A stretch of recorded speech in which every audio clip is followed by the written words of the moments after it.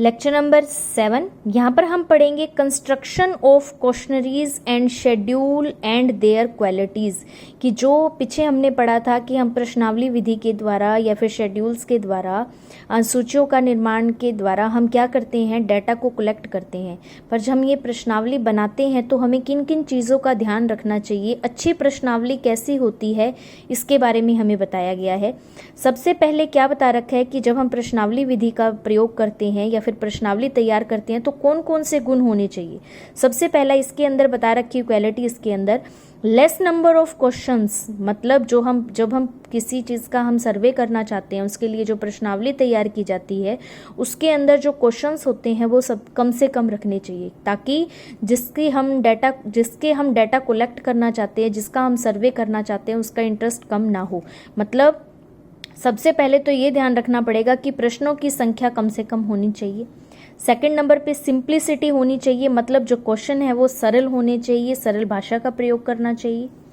तीसरे नंबर क्या है, प्रॉपर ऑर्डर ऑफ क्वेश्चंस, मतलब प्रश्नों का उचित क्रम होना चाहिए कि पहले कौन सा क्वेश्चन पूछना है, सेकंड नंबर पे कौन सा पूछना है। शुरू वाली बात अगर हम लास्ट में पूछेंगे और लास्ट वाली बात अगर हम शुरू में पूछेंगे तो अच्छे से रिजल्ट नहीं आ पाएगा। अनुचित प्रश्नों का नहीं होना चाहिए। नो अनडिजायरेबल क्वेश्चंस, जिन प्रश्नों की ज़रूरत नहीं है उसके अंदर उनको इसमें नहीं डालना चाहिए। नॉन कंट्रोवर्शियल टॉपिक भी नहीं होने चाहिए। मतभेद रहित क्वेश्चन होने चाहिए, मतलब कई बार ऐसे टॉपिक होते हैं कि सभी इंसानों की अलग अलग राय होती है और वो क्या होते हैं, कंट्रोवर्शियल टॉपिक होते हैं। जैसे धर्म से रिलेटेड है, अगर कोई कहे या फिर हम कहें मूर्ति पूजा से रिलेटेड, कि कोई इंसान तो उस चीज़ को बहुत ज़्यादा मानता है और कोई इंसान उस चीज़ को बिल्कुल भी नहीं मानता, तो ये क्या हो गए, कंट्रोवर्शियल टॉपिक हो गए। ऐसे टॉपिक से रिलेटेड हमें कोई भी क्वेश्चंस नहीं पूछने चाहिए। 6 नंबर पे क्या बता रखे, कैलकुलेशन, इस तरीके से क्वेश्चंस पूछने चाहिए कि जो हम डाटा जो हम चाहते हैं ना उसकी कैलकुलेशन अच्छे से हो पाए। 7th पॉइंट पे क्या बता रखा है, प्री टेस्टिंग, पूर्व परीक्षण। जो क्वेश्चंस पूछे जाते हैं उनका पहले परीक्षण होना चाहिए, मतलब जो क्वेश्चन पूछा जा रहा है, जो प्रश्नावली में जो क्वेश्चन लिखा जाने लग रहा है वो 4-5 बंदों से पूछना चाहिए कि ये क्वेश्चन सही है या नहीं है, पहले उसकी प्री टेस्टिंग होनी चाहिए।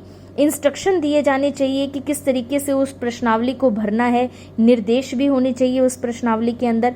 क्रॉस वेरिफिकेशन भी होनी चाहिए, सत्यता की जांच भी होनी चाहिए कि ये प्रश्नावली वगैरह जो भी बनाई गई है क्या ये सही बनाई गई है।